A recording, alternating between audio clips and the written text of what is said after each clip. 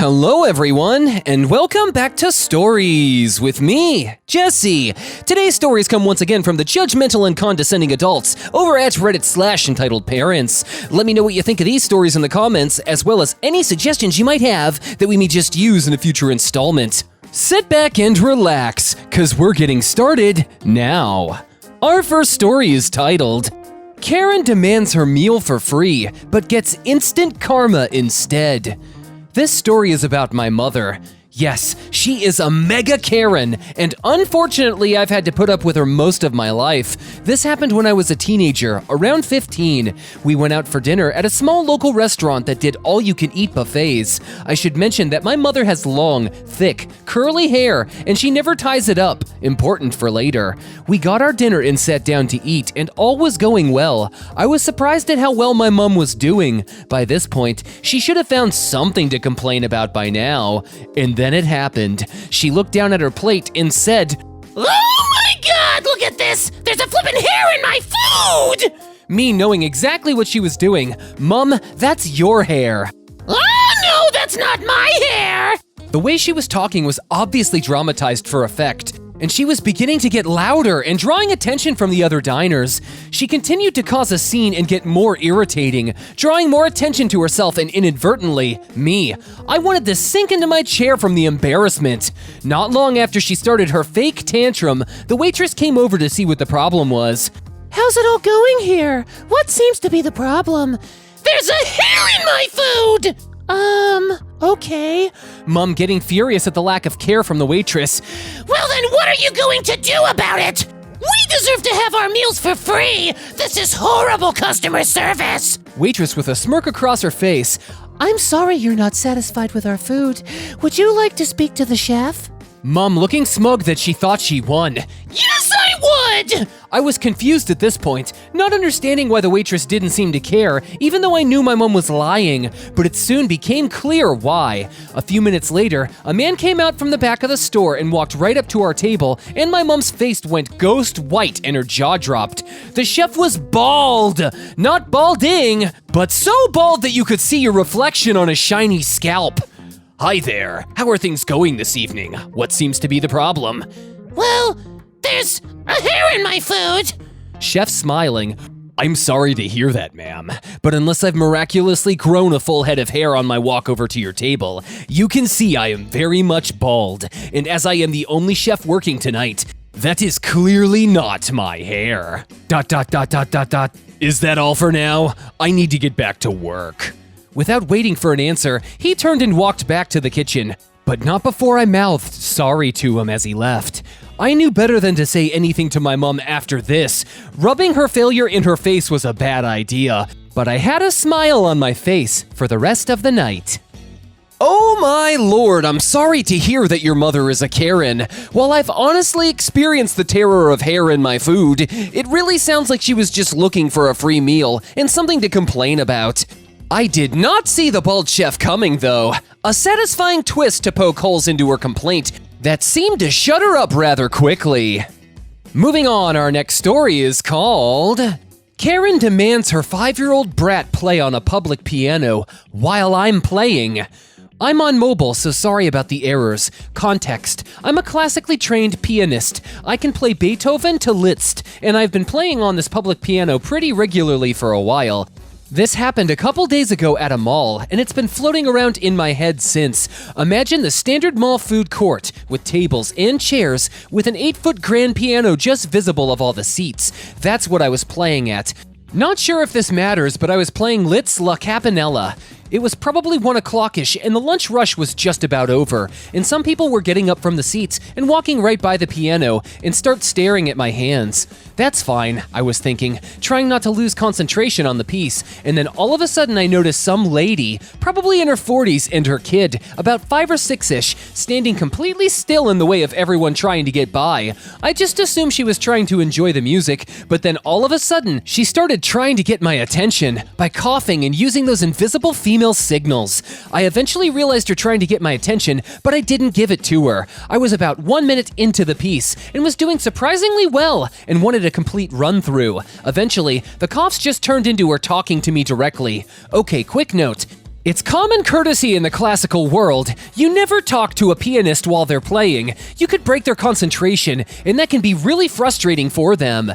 She just kept saying things like, Hey, can my kid play that piano? He's a complete angel. He won't take that long. I glanced over at Karen's kid for a split second and could tell he was absolutely no older than maybe 5. He was either going to play chopsticks or just smash on the keys and look at his mom for approval. His hands were not physically able to reach more than 6 steps. For perspective, I can reach 10. So unless he was a god-tier Ling-Ling, which I doubted, I wasn't letting him play. I managed to squeeze out the word no while maintaining my concentration on the piece. Karen lashed out. Why can't he play? I said nothing. He's an amazing player. I said nothing. Will you please just talk to me? I think the whole mall heard that one. Eventually, the hero of this story came up, a normal guy, probably a couple feet behind me the whole time, listening to everything that Karen had said to me the entire time. Came up to Karen nicely and simply said, Look, ma'am, this guy's trying to play this piece, and you're distracting him. Just leave him be.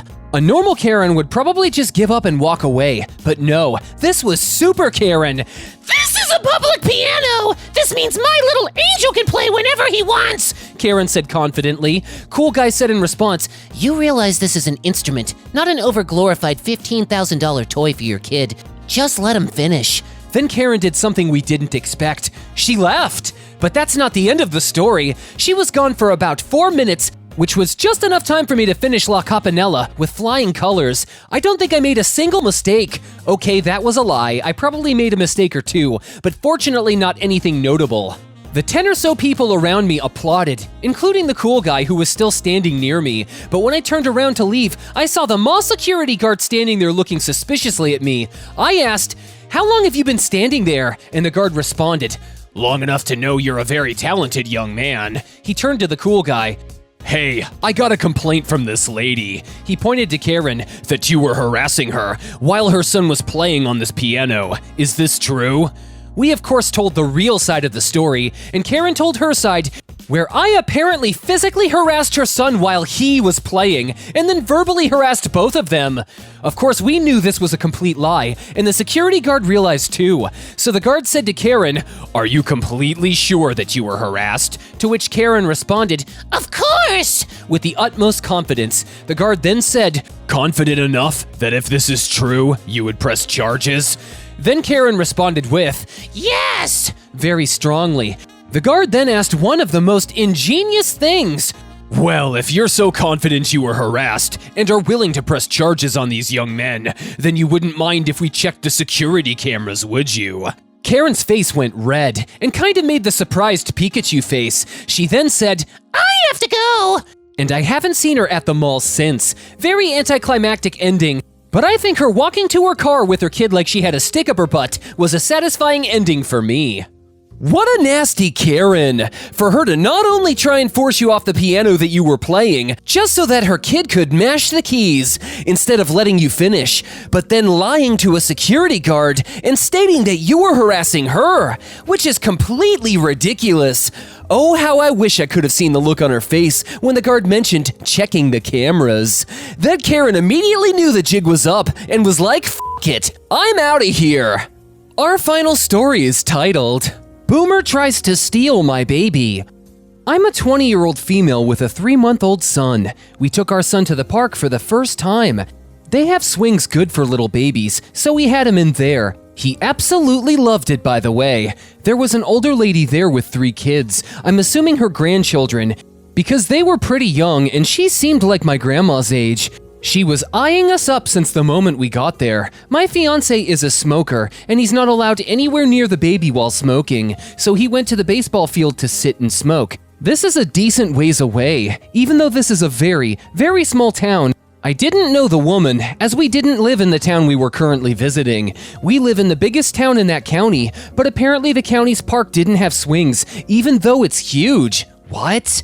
But I was very familiar with this town as I lived here for many years when I was younger, so he was fine with leaving us alone, just not familiar enough to know the people anymore. My step-grandparents also lived here, so I felt comfortable. After my fiance went over to the ballpark, this lady approached me and began talking to me. She asked me how I like babysitting. I laughed and told her I wasn't babysitting, this was my son. This set her off. She grabbed a hold of my wrist and told me don't lie to her, that I'm too young for this to be my son, and that she doesn't believe me. She told me if I didn't produce valid forms of identification for both of us, she would call the police for kidnapping. So here's the issue with that. I don't carry my wallet on me that often, and the only forms of identification I have for my son is his insurance card. As his birth certificate and social security card have not come in yet due to everything being bogged down from the virus. I told the lady that, and she tightened her grip on my wrist, stating that that's a lie because they give you documents at the hospital. They don't. It was escalated to the point where she shoves me down and tries to grab my son, stating that she will be keeping a hold of him until the cops arrive.